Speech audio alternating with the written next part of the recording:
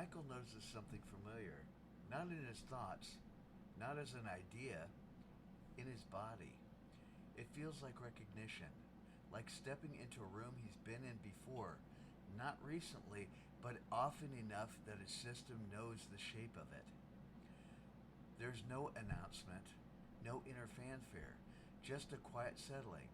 His shoulders drop without being told, his breath finds its own rhythm, and suddenly he realizes, I've been here before.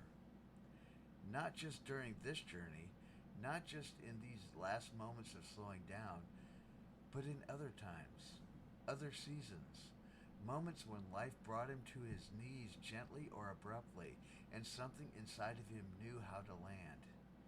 He didn't have language for it then, but his body remembers. The tightening that signals overwhelm, the push to keep going, the moment when pushing stops working, the pause. He sees it now, not as a failure point, but as the doorway. Overwhelm was never the end of the road. It was always the signpost.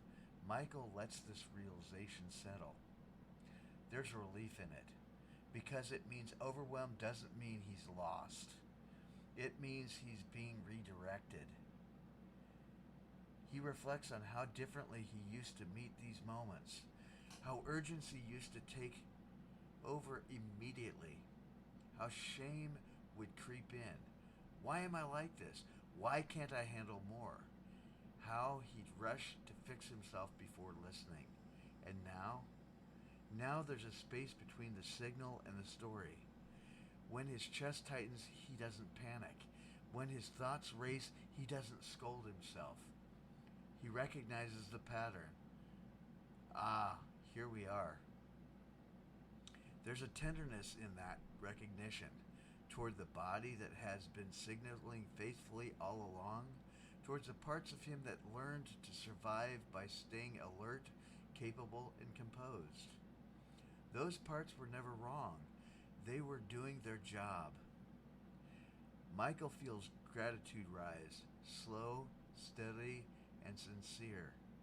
Gratitude for the tension that protected him, for the vigilance that kept him moving, for the overwhelm that finally said, this is too much to carry alone.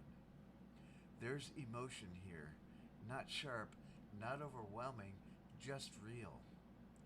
His body softens. He lets the feeling exist without naming it. In this moment, he understands something deeply.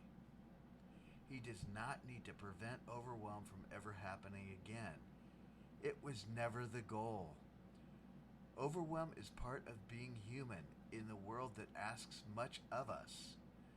What changes everything is knowing where to go when it arrives. Michael feels the sequence now, not as steps, but as a rhythm his body trusts. The moment he notices tightness, the permission to pause, the shift towards safety, the space to contain what's present, the return to the body, the relief of connection, the release of urgency, the softening, the reorientation, the allowance of support, and finally, home. Not as a destination outside of himself, not something he has to earn, but a place he can return to again and again and again. There is no failure in repetition. Repetition is how trust is built. Michael notices how different this feels from self-improvement. There is no striving here, no pressure to do it better next time, just familiarity, like knowing which path to take in the dark because you've walked it enough times to feel it under your feet. He breathes.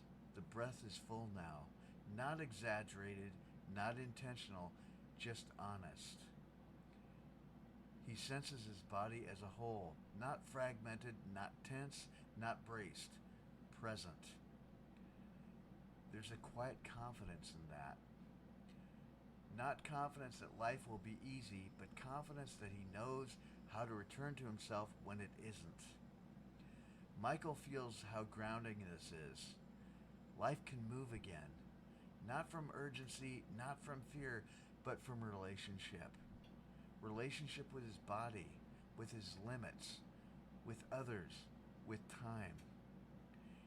He stands slowly, not because he needed to, but because it felt right.